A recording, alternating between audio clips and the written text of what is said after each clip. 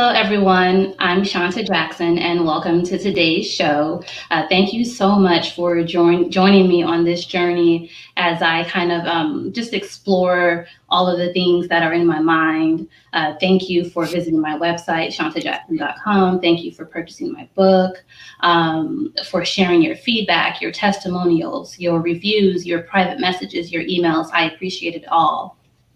Today joining me is a woman by the name of Sherone Lewis, or Sherone E. Lewis, and she is a new author, and her book is called Letters from the Inside. So we'll talk a little bit about her book, and actually, Sherone, I'll allow you to tell us about it. But before we do that, let's talk a little bit about how we're connected and just how life works. Right. What was it? I believe it was October 2019. You and I met at a conference, the Maryland Rural Health Association, and I was actually a facilitator. I had a workshop, and you were one of the attendees. And at the time, I had not written my book. I don't even know if I was really thinking about it. It was around that same time. And this book that you have, I don't know if you were already contemplating it, but how we ended up connecting after is I offered a free consultation. And it was not related. It was a consultation based off of, your program planning and evaluation of your organization. Yes. And I recall talking to you in the parking lot of the mall. That's FYI. I took the call in the mall at the parking lot. I was like, oh shoot, I have an appointment. And so we had a consultation, but then I had the opportunity to learn not just about your behavioral health organization that you and at the time it was your fiance thinking about starting. Right. But I also learned that you had co-authored a book with some other women. Yep. That's it. Polished, Passionate, and Poised. And that book launch was back in November. So all of that was happening. Yep. So continue. You're right on course. Yeah, and so and talking to you, so I've had the opportunity to read the majority of your book, Letters from the Inside, and I was like, "What? 30 women? What? Her husband did what? And then how did she? What? Oh, wow. Whoa. So with that said, just get started and tell the audience about your book, Letters from the Inside. Let's get started. I actually started, I don't think you knew this part. I actually started writing this book in real life in 2007. So in 2007, so what, that's 13 years ago. So my son would have been 7, and my children at that time would have been 7, 6, 4, and 3. And so at that time, my life was taking a hard turn. My husband at that time had been sentenced to prison for a different crime other than in the book. And he was still in prison. And I really had a lot of emotions and just anxiety and stress and depression. I didn't know that I was depressed at that time. And we can talk about that a little bit later. I was just experiencing a myriad of emotions, and I had to get them out. And so I'm raising 4 children. I had piece of a degree. I had like 13 credits to finish a degree at Towson University. And then just trying to, should I tell the kids? Should I not? My family was, what are you going to do? What are you going to do? My church family, who knew about it at that time, I was just so ashamed. And so I just put it on paper. I just began to type it out, write it out. And then 2017, I came across a young lady just as yourself, and she so happened to be a publisher and editor, Tamika Hall, who published the Letters from the Inside. And we just kind of talked, and I said, you know what? I do have a book somewhere in a folder on a flash drive somewhere. I need to go ahead and think about publishing this. And so again, she did a consultation, like 30 minutes. And then all of a sudden, a worldwide pandemic hits, and I have all this time to do these things. And I said, oh, I don't have time to do that. I'll do that then. I'll do that I'll do that at another time. And so I just sat down, and like you said, my husband now, he said, yeah, you should go ahead and finish that book. And so I went ahead. I mean, it was ridiculous. It was she froze for a little bit. Here and there, do a bit. I reached back out to Tamika and went ahead. Okay. You have a little, just so you know, on my end, and I don't know anyone in the audience, if you can tell me, you froze, it was slight, not a big deal. But anyone in the Okay, audience at any time, if our audio is not good, just please type in the comments to let us know. So tell me about the book, Letters from the Inside. There's the sure. character, Veronica Brown. So tell me Veronica about Brown. Veronica Brown. Right. Veronica Brown is probably my alter ego. I don't know. If I had to change my name, it would probably be Veronica. Don't ask me why. But she's kind of my alter ego. So, Veronica in the book, she's married to the love of her life, Thomas. They go to the same church. They are parents of three children, two sons and a daughter. And they're going about their life. They're working. They have a dog and, two and a half kids and a white picket fence, and everything is perfect. So she thinks, until she gets a call from the church deacon, that they need to come over and discuss what's happened with her husband. And so even the shock of that and just how she's able to process that, and her husband has now been arrested, first offense ever besides driving tickets or anything like that. And then all of a sudden she has to kind of process and go through life as she had not expected it. No one expects to go into a marriage and have children with someone and then they go to prison. I mean, who does that? Especially if they don't have any prior or anything like that. And so she begins to process these letters, which is, the basic mode of communication that she has with her husband. He writes letters to the children. They're young, so they're just beginning to write. And she has to kind of process financially, spiritually, emotionally, psychologically, how she will go through life with or without him, while he's in prison, dealing with his family now that he's not there. It's kind of like the buffer, and just again, will she explain to the children? What will she share with them? And then the other key thing is, in real life, my pastor at that time, he had this quote that he would say, "Never have a wasted experience." And so she had to process those things and talk about how, and realize how she didn't want to be bitter, and she had to do some healing and processing so that she wouldn't take it out on the children. And through these letters that he writes her from prison, she kind of there's a story around that. I'll just leave it at that. Okay, sounds interesting. But when you were saying that Veronica Brown, that's Mhm. you. That is me. That So is me. so in real life, so for Mhm. those of you who are just joining us, I'm talking with author Sherone E. Lewis, and her book is Letters from the Inside, and it Mhm. is available on Amazon.com. Also, don't you have your own website? I do. It's sharontheauthor.com. That's my website. I just did I think my fourth blog in there last night about the lesson learned. I know you're probably going to get to that in a little bit. So, sharontheauthor.com. Check it out.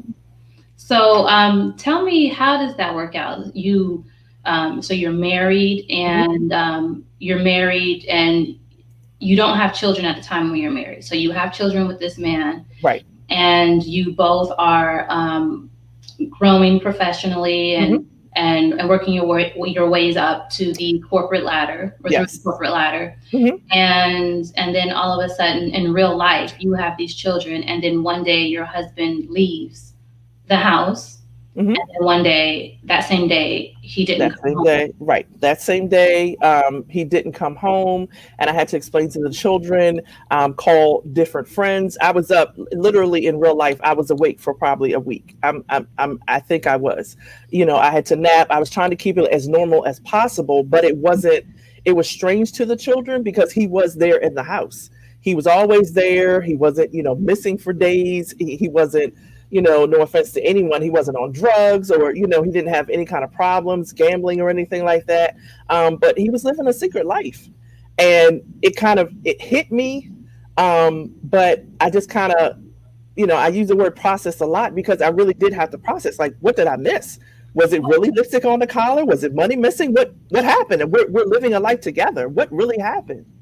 So tell me, so he didn't come home, but we'll stop there. I want to go back. Okay. You said that he was living a secret life. So Yes. you're married to a man and you have Hmm. children with him.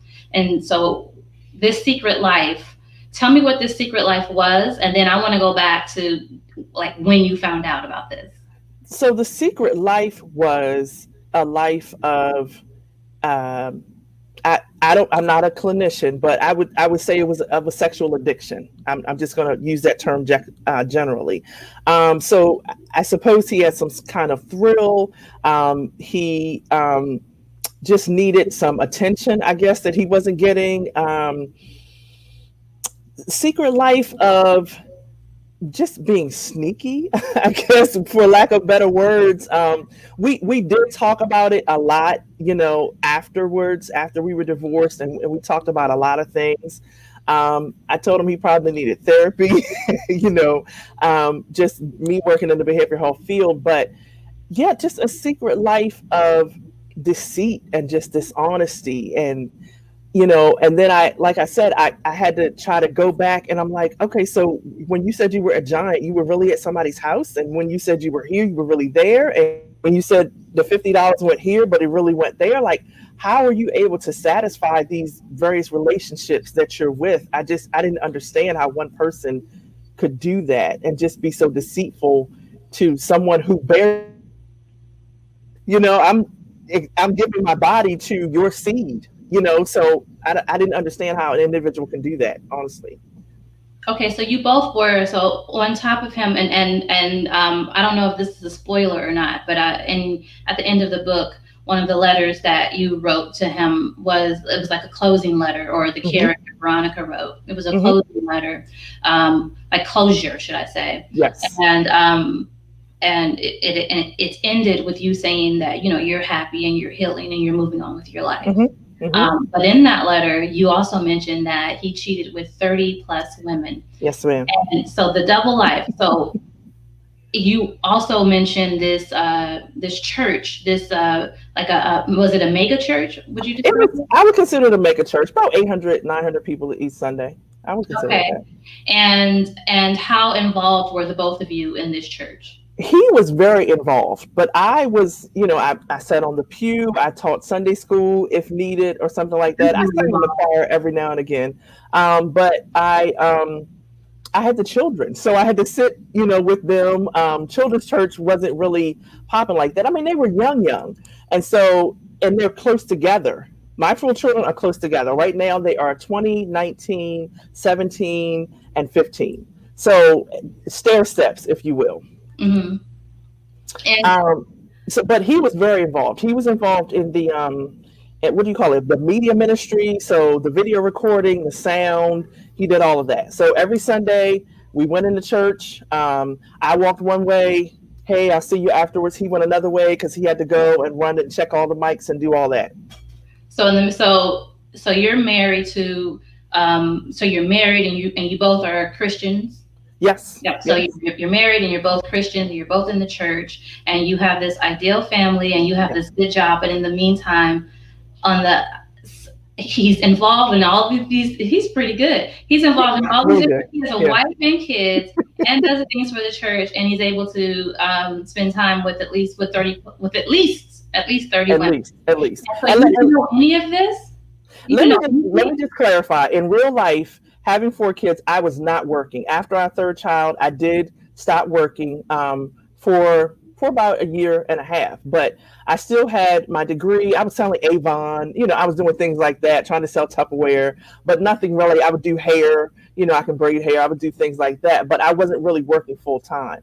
Um, yeah, I didn't either. I was so naive, or I guess I didn't really want to know. But then after I went back and I began to recollect these things, and he and I began to talk after he was arrested, and about a year and a half later, and even through the letters, I didn't even put all of the letters. Even through that, I was like, oh, okay, yeah, I remember that time when this happened, and people who would try to cover for him, or when he would try to cover for himself, but naive. I'm going to blame it on just being naive and just not, again, wanting to believe that somebody could hurt another individual like that. I Yeah, really didn't want to believe that.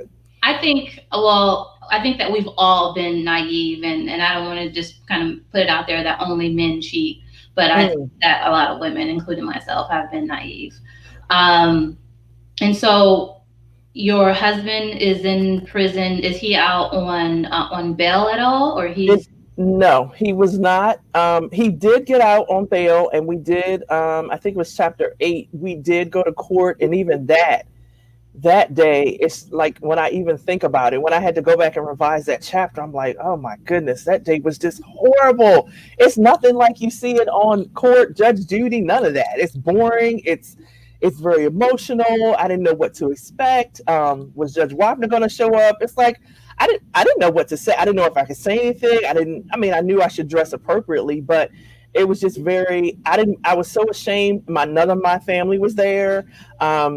His mother was there. God rest her now, but yeah, it was just a different kind of. I had never been to court before besides a speeding ticket, and now I'm sitting in court with no support and not understanding, and the victim's family was there, and they're kind of looking at me, and I'm like, I don't know, I'm just here because I feel like that's what a good wife is supposed to do, come to court for her husband. I didn't know any other way. You said you had no support. I let me correct that. I did have support, but I chose not to receive it, and I put that in the book also. My family was very loving. I think they would have went, and they raised my children while I went back to school. They supported me financially when I left. At that time, I was living in Baltimore, and I left and came back down to the Eastern Shore. I had to crash on my sister's couch with 4 children. So I put my nephew out of his room, and my son had to go in there with him. I mean, a lot of intricacies. I didn't have a car. I had to renew my license. It was a lot. It was a lot of things. So I did have support. I had friends who would reach out to me, and I was just like, "Oh, it's okay. I'll figure it out. I'll figure it out." And I just kind of was like, "It's okay. It's okay." And they would call, and they would write letters, and they would send cards, and I was just so ashamed that I had allowed this person to take such control of my life. And so I did have support, but I wasn't receptive of it at that time as much as I should have been, I feel like. Now, so if your husband is in prison, but he's still your husband, Hmm. and you all still maintain, you try to maintain a relationship, but at this Hmm. time, so the double life that he was living Hmm. prior to going to prison, like when you didn't know about this, you were being like the good wife, the down wife. Before we had children, he did tell me about one, maybe two affairs that he had. And I just still was just so, oh, it's okay. We can work through this. We have God. You know, I still wanted to work through it. I still felt like we could work through it. I blamed myself for whatever reason at that time. At that time, I did blame myself, or maybe I need to go to Mary Kay. Maybe I need to go to Victoria's Secret. Maybe I need to do more of this. I should change my hair. I need to lose weight. I mean, at that time, I was a good buck 50, so I was nowhere near as healthy as I tend to be now. But I really felt like I needed to make some changes. But there was something that needed to be changed with both of us, with him and within myself, that I would allow someone to continue to perpetuate that double life, even though I knew. But then after he was arrested and he did tell me about the 30, I was like, alarms, ding, ding, ding. Like, whoa, brother. Like, when did you have time for all of that? Oh, while I was raising your kids? Oh, okay. So go ahead. Now, what about religion? You said, like, what role did religion play in this, and what role does religion um, play in your life now? Sure. So at that time, we both grew up in church. And I'm talking about Pentecostal, hand clapping, tongue talking church. And we used to talk about that a lot. But as an adult, I just felt like I'd married this man, and I said, for better or for worse. And my parents were divorced, and I really didn't want to perpetuate that. So I said, well, we can work this out. We can go to counseling. We can pray. We can fast together. We can talk. We can talk to other couples. We can go through all these things. And that probably would have worked. But if the other party isn't really receptive of that, and I talk about that a little bit in the book about how we did go to our pastor and they said, okay, well, you need to do this. Go talk to this other couple that's been married 20, 25 years. Go do this. Why don't you do this? And but we didn't want to, he didn't want to listen to wise counsel, and neither did I. I mean, we were, I mean, I believe in forgiveness, but it is a process. I knew it wouldn't happen overnight. But I also believe that, God doesn't force us to change. We have to want to surrender our hearts and our minds and our thoughts, which influence the things that we do, which influences our experiences and our engagement and our relationships with other people. So he's just not going to force us to do what's right in a relationship, just like he's not going to force me to do what's right in a relationship with my current husband. Like, I have to surrender that to the Lord, and then I'm able to love him as he needs to be loved. Okay. And what advice would you give to someone now who feels that they're bound by their vows and that it will be a sin for them to even consider divorce or separation because they said, till death do us part? Wow. But if the situation is not necessarily fruitful or healthy, Right. what advice would you give to them? I don't believe God wants us to be in any kind of unhealthy relationship, whether it be on your job, whether it be in your neighborhood, in a marriage, with a sibling or a family member who just keeps borrowing money and doesn't pay you back. Any type of unhealthy relationship, that's not a part of God. God is about relationships. I mean, he created the earth. He created for us to be communal. He created us to laugh and to enjoy each other. And first of all, if you're being physically abused, definitely God is not a part of that at all. But any type of emotional abuse, any type of financial abuse where you don't have access to funds or to care for yourself, or if you're being put down or, emotionally abused, God is not in that at all. In any type of relationship. So I would advise, that an individual reach out for help. Whether it's a domestic violence hotline, or to their religious leader, or to a neighbor, or to someone. And if they don't, I know a nice book that helps with journaling, so maybe they can begin the process. This book right here. And you actually purchased my book, and you wrote a review, and you bought a copy for your daughter Yeah, at the time at Morgan State, and you really supported me when I published my book. So thank you. Sure. We do have a question from the audience, Latoya from Las Vegas. She wants to know, why did you feel the need to tell your story? Oh boy. I felt the need to tell my story. There's a scripture that talks about overcoming from the word of our testimony, overcoming from sharing what we've been through. I don't feel like we just go through things, whether it be good, bad, indifferent, anyway. I don't think we just go through things haphazardly. Like, I'm raising 4 children right now. I have a husband now, so I'm no longer a single parent, but I'm raising them to share that with somebody. My mother, God rest her, she's gone on to be with the Lord. That experience, that loss, I shared that with somebody. I just feel like when we compress the experiences that we have, it does something to us physiologically. I feel like it's not good for our health to hold on to that, and I feel like it causes a level of anxiety and bitterness and anger. Have you ever seen somebody just angry for no reason? So you got to release that. You have to know. Yeah. And so what's next with you? I know you mentioned that, in private, you mentioned to me that this book is actually a part of a series. Right, absolutely. So Letters from the Inside is part of a series, the Veronica Brown Chronicles, if you will, because there are parts of my life that are pretty serious and pretty heavy.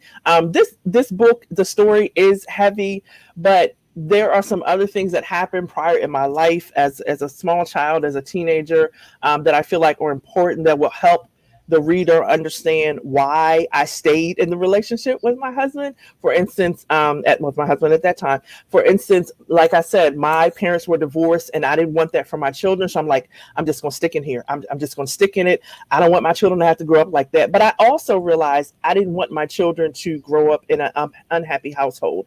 And after a while, they would be teenagers and adults, and they you can't live in an unhappy household and them not acknowledge it at some point. So anyway, getting back to your question, it's part of a series. The first book of the series is going to be called "What You Stole from Me," and that's really a story of experience with sexual trauma, sexual abuse, being taken advantage of, emotional abuse, if you will, just some experiences that I've had in my life, some experiences that other women have shared with me. I also have another idea that someone else gave me about raising children, especially for children. It's a different experience for each child as they come along. So, for instance, my daughter Olivia, who's on her way to back to Morgan, she has a different experience of our household dynamic now that I have a husband, now that my son is out of the house. And so it's just three girls, and it's just a whole different dynamic. So it would be interesting for me to hear. And even now, when we sit back and we think about, they tell stories of something silly about, oh, one time we hit a deer. And when they all have their different Virgins. yes. Right. And I'm like, oh, I don't even remember that. They're like, yeah, you had on the green sweater and your hair was this and da da da. And I'm like, oh, really? I think that would be interesting to kind of put that into a book or some sort of essay. So I think that would be good.